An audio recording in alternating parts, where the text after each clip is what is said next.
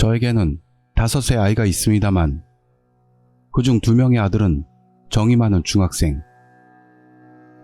나이도 그럴 때가 됐는지 친구들과 담력시험을 가고 싶다는 말을 자주 해와서 제 경험상 심령 스팟 등에 가게 되면 좋을 게 하나도 없다는 것을 확연히 알기 때문에 안 된다고 하면서 제가 지금까지 경험해온 무서운 일들을 이야기하거나 해주면서 그런 곳에 가는 것을 엄격하게 금지하고 있었습니다. 그러나 이 아들들은 살짝 반발심에서인지 부모의 말 같은 건 순순히 듣지를 않습니다. 어느 날 둘이서 놀러 나가더니 밤이 늦어도 좀처럼 돌아오질 않았습니다. 2 아들은 적당한 나이라서 늦게까지 노나 보다 저는 생각해서 그다지 신경 쓰지 않았습니다만 아내는 걱정으로 안절부절하는 상태였기 때문에 그렇게 걱정하지 않아도 돼. 밤늦게까지 놀던 경험은 당신도 있을 거 아냐?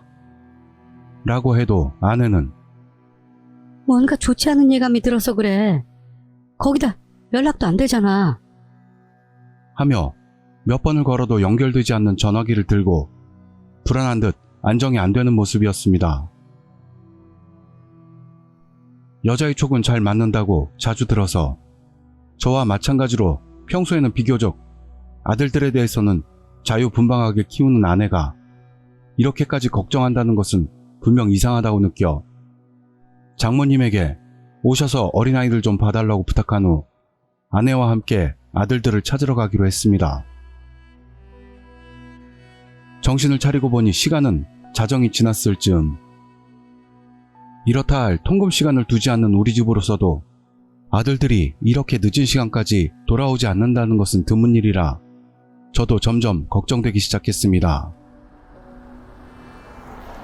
아이들이 갈 만한 장소를 샅샅이 차로 찾으러 다니다 보니 운전하고 있는 제 옆에서 아내가 아들들과 친한 친구들 부모님에게 연락을 취하고 있었습니다.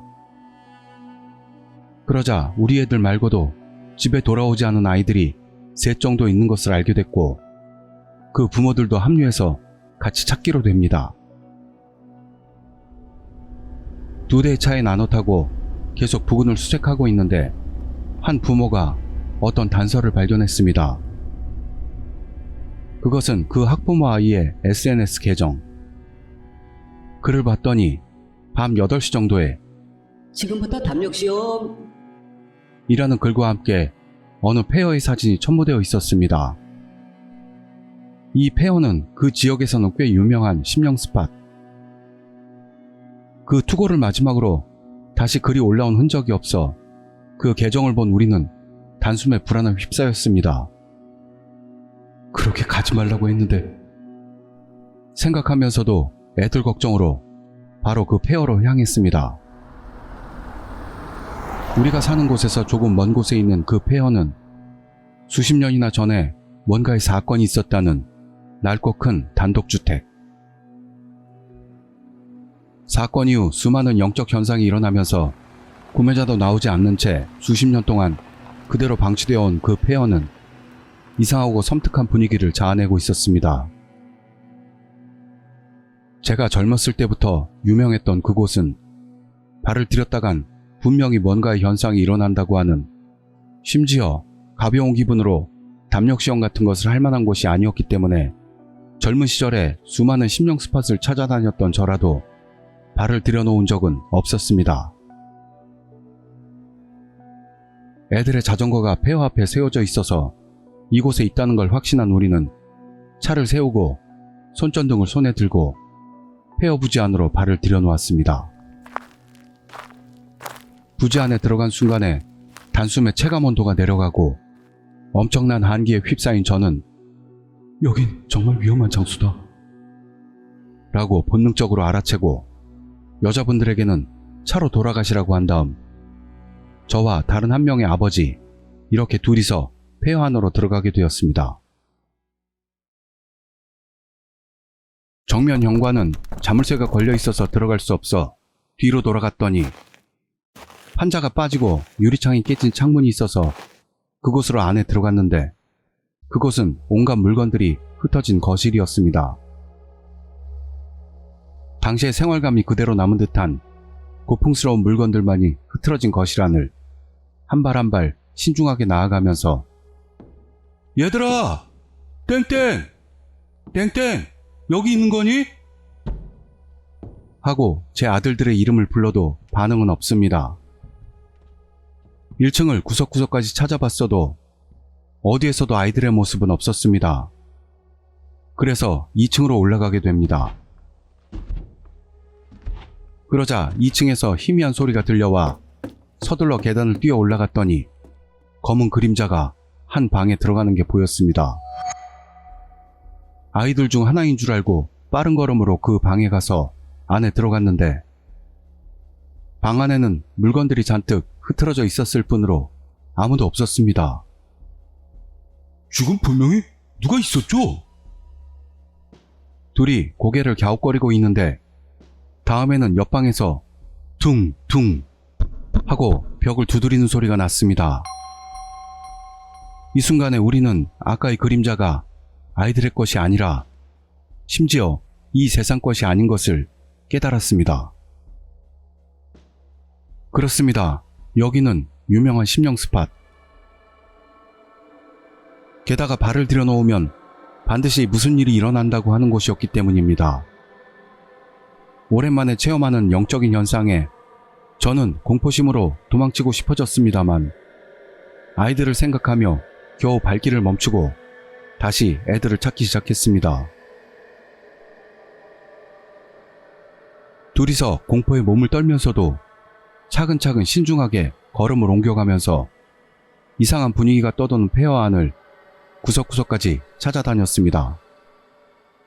그러나 2층의 모든 방을 찾아봤어도 아이들의 모습은 어디에도 없었습니다. 분명히 자전거는 있는데도 모습이 보이지 않는 아이들.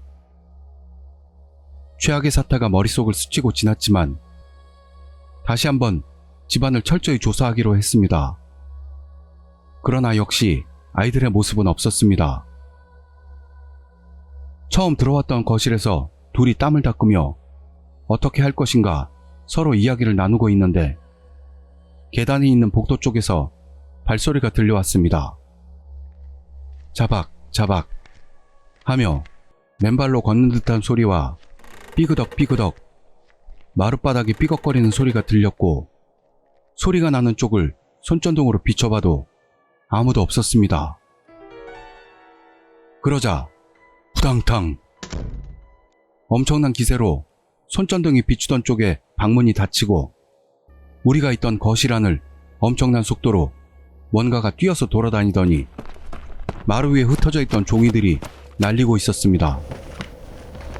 갑작스런 사건에 우리는 서로를 붙잡고 움츠리고 있는 것밖에는 할 수가 없었습니다. 한동안 거실 안을 뛰어돌아다니던 그 뭔가는 문을 열고 나가더니 계단을 쾅쾅거리며 엄청난 기세로 뛰어 올라갔습니다. 사라진 뭔가에 우리는 안도의 한숨을 쉬는 것도 잠시. 다시 엄청난 기세로 계단을 내려와서 거실 안은 다시 종이들이 날아다녔습니다. 이번에는 분명히 굉장한 속도로 거실 안을 뛰어돌아다니는 검은 그림자를 직접 눈으로 보고 말아버린 저는 이제 죽었다 생각하며 모든 것을 포기했지만 같이 온 애 아빠가 빨리 여기로 하며 손을 잡아 끌어서 아까 들어왔던 창으로 밖으로 나왔습니다. 기진맥진해서 흠뻑 젖은 땀을 닦은 우리는 일단은 자기 몸의 안전을 확보한 것에 안심하면서도 바로 계속해서 모습이 보이지 않는 아이들을 생각해내고 초조해서 이 녀석들 대체 어디로 간 걸까요?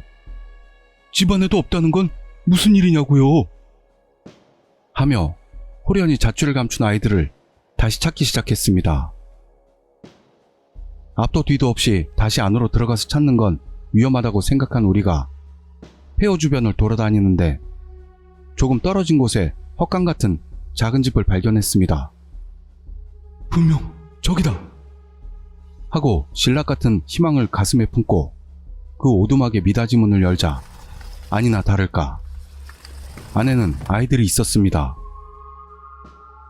다 같이 몸을 맞대고 웅크리듯 바닥에 쓰러져 있는 아이들을 본 순간 심장이 멎는 것 같았습니다만 가까이 다가가서 보니까 숨을 쉬고 있어서 일단은 안심했습니다. 얘야, 일어나! 하고 찰싹 뺨을 때려도 일어나지 않는 장남은 기절이라도 한 것처럼 폭풍 수면 중. 다른 녀석도 똑같이 단숨에 일어날 기척이 없어서 우리는 5명의 아이들을 나눠서 차까지 끌어안고 옮겼습니다. 겨우 발견된 아이들의 모습에 여성분들은 울면서 기뻐했고 나와 다른 아이의 아빠는 담배를 피우면서 폐허 안에서 일어났던 일은 일단 비밀로 하기로 했습니다. 그리고 다음날 눈을 뜬 아들들에게 물어보니 친구들과 같이 재미삼아서 그 폐허에 가긴 했는데 안에 들어간 순간 폴터가이스트 현상 같은 걸 겪었고 결국에는 검은 그림자에 쫓기다가 그 헛간 안으로 들어가 버렸고 무서워서 나올 수가 없었는데 그러는 동안 어느새인지 모두 정신을 잃었다는. 이야기를 모두 들은 후 일단 아들들에게 한바탕 설교를 한 후 다시는 심령 스팟에는 가지 않을 것을 약속받고 앵마기를 받으러 갔습니다. 도대체 우리 앞에 나타났던 그 검은 그림자는 뭐였던 것일까요? 사건에 관계된 영인 걸까요? 아니면 폐허가 된 후에 오게 된 영인 걸까요? 어느 쪽이라고 해도 위험한 영임에는 변함이 없겠지요. 새삼 심령 스팟에는 가는 게 아니라는 걸 뼛속까지 뼈저리게 깨달은 공포 체험이었습니다.